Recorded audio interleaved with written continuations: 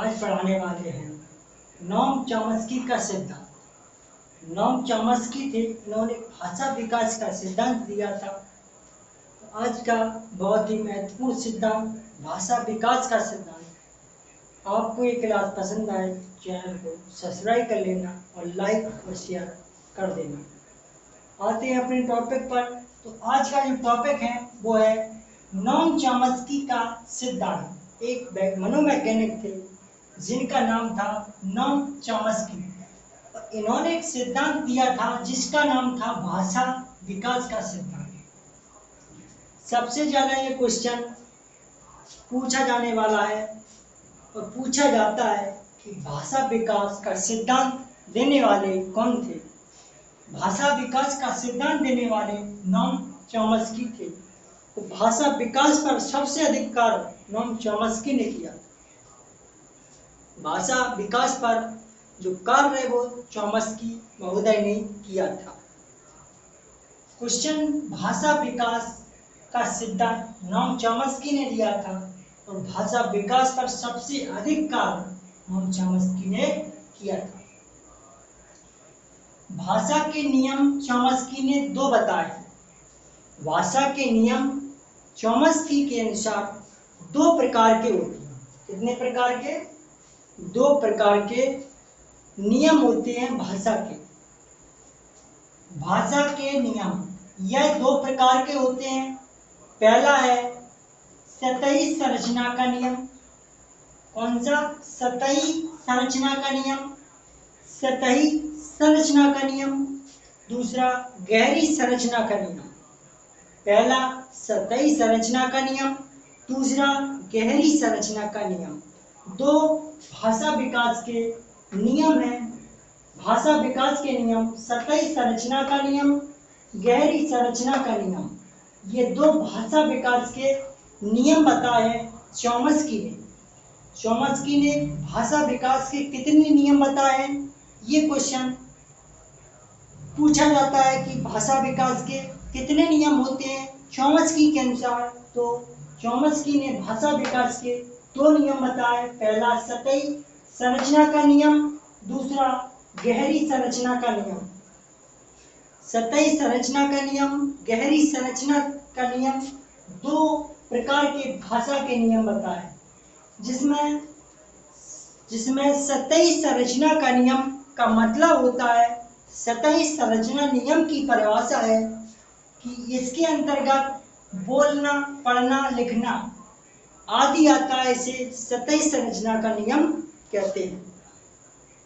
ये भी परिभाषा रीट में पूछी जा चुकी है कि सतही संरचना का नियम है वो किस प्रकार होता है।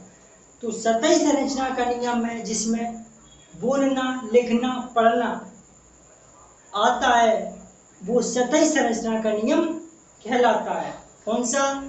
सतही संरचना का नियम, जिसके अंतर्गत लिखना, पढ़ना, बोलना तीनों आते हो, वो सतही संरचना का नियम कहलाता है। कौन सा नियम? सतही संरचना का नियम।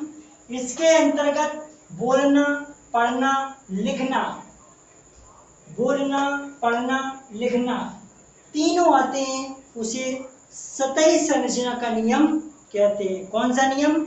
सतही संरचना का नियम, जिसके अंतर्गत लिखना, बोलना, पढ़ना आता है, उसे सतही संरचना का नियम कहते हैं। अब बात करते हैं गहरी संरचना का नियम। कौन सा नियम? गहरी संरचना का नियम। इसके अंतर्गत भाषा का ज्ञान गहराई से प्राप्त किया जाता है। भाषा का ज्ञान गहराई से प्राप्त किया जाए से गहरी संरचना का नियम कहते हैं।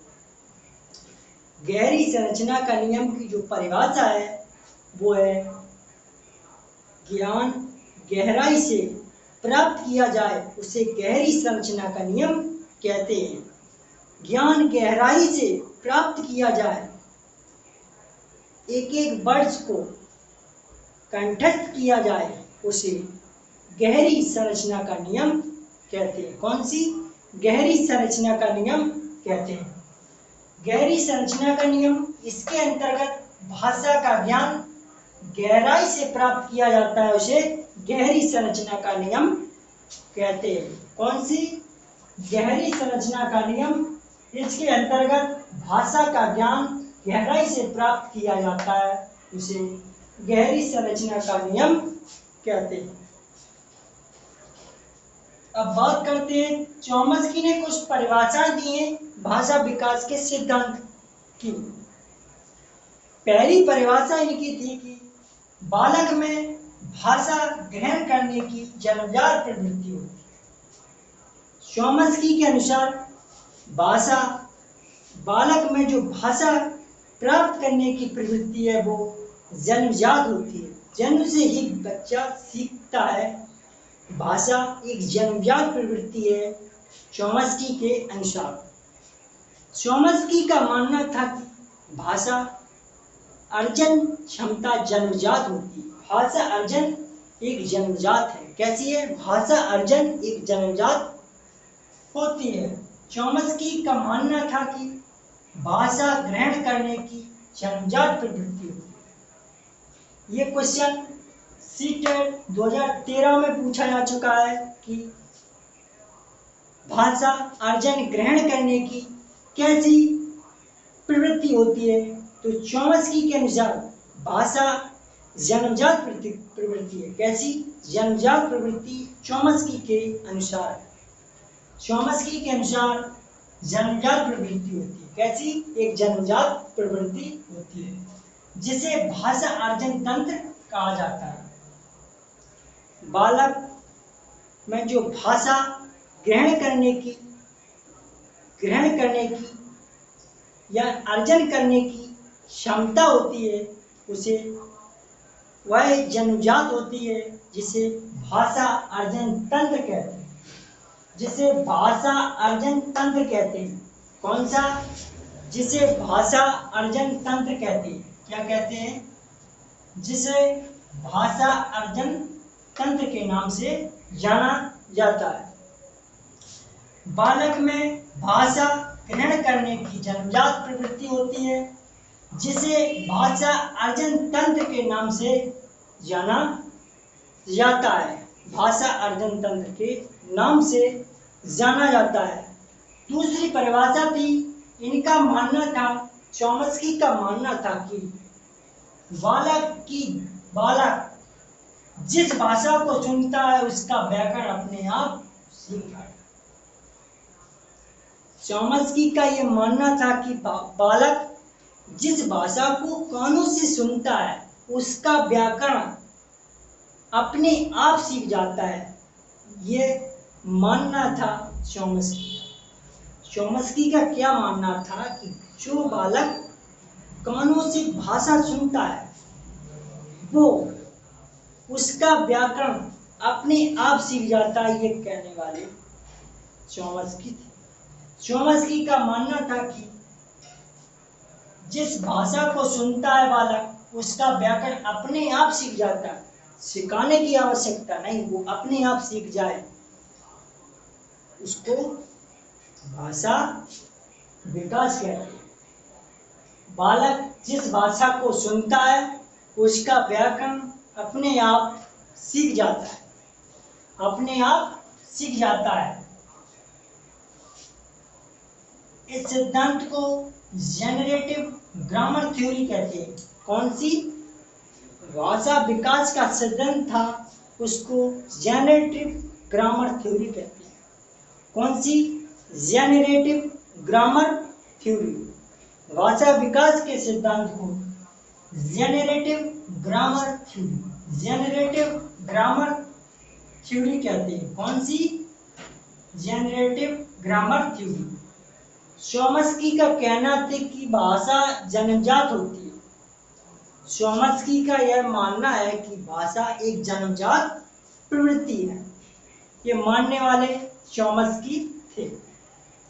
चॉम्स्की ने यह माना कि भाषा एक जन्मजात होती है, लेकिन वाइगोत्स्की कहते हैं कि भाषा एक अर्जित संपत्ति या भाषा अर्जित की जाती है। भाषा जन्मजात नहीं होती, भाषा अर्जित की जाती है, ये मानने वाले वाइगोत्स्की वाइगोत्स्की ने ये माना कि भाषा अर्जित की जाती है लेकिन जन्मजात नहीं होती है। और चॉम्स्की मानते थे कि भाषा जन्मजात प्रवृत्ति है। तो आज का ये टॉपिक था नोम चॉम्स्की का भाषा विकास का सिद्धांत। आप लोगों को ये पसंद आई हो तो चैनल को सब्सक्राइब कर लेना और लाइक और शेयर कर देना। कल फिर मिलते हैं अगली क्लास में, तब तक के लिए धन्यवाद।